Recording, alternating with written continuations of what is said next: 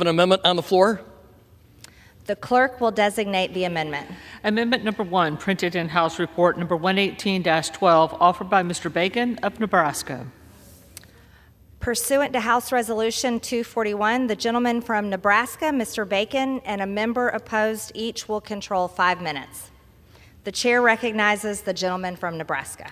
Thank you, Madam Speaker. I rise to offer an amendment to H.R. 5 that supports students, parents, and school personnel. My amendment would simply add that local education agencies provide to parents the number of school counselors employed at their child's school so that parents have a better idea about their child's education and safety during the school day.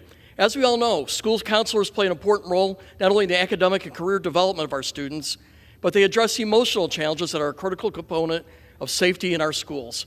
This simple provision gives parents the full knowledge and transparency needed to decide if their children need additional resources outside of the academic environment. This can assist our educators in making sure our children are best prepared for school and learning. So I urge my colleagues to support this amendment, which has the support from both sides of the aisle. A happy and healthy student empowers our educators to provide the best possible education, and parents deserve to be empowered to get the best help their children so their children can achieve that. With that, I yield back the remainder of my time. Yield back or reserve? I yield, but I reserve then. Thank you. The gentleman reserves, and for what purpose does the gentleman from Virginia be recognized? Madam Chair, I rise in opposition to the amendment.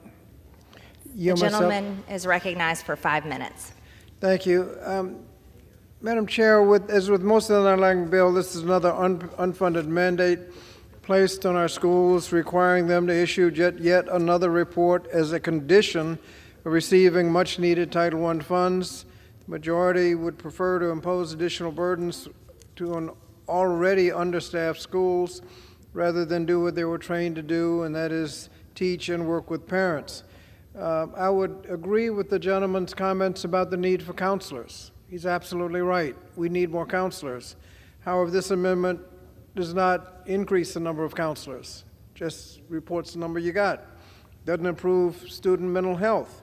And so for those reasons, since it doesn't improve mental health or increase the number of counselors, I would oppose the amendment and reserve the balance of my time. The gentleman reserves, and the gentleman from Nebraska is recognized. Well, thank you, Madam Speaker. This amendment doesn't increase the number of counselors, but it allows the parents to know if the number of counselors are adequate or not. This is very important for our parents to have, and this is being requested by teachers and parents. I've received this request from teachers and parents to have this added to the bill because it said will make the bill better. So I reserve back.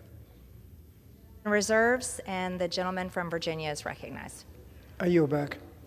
The gentleman yields, and the gentleman from Nebraska is recognized. I'll just close by saying I would appreciate the support of both sides of the aisle on this bill. It has support from teachers and parents to have this added in. And with that, I yield. The gentleman from Nebraska yields. The question is on the amendment offered by the gentleman from Nebraska.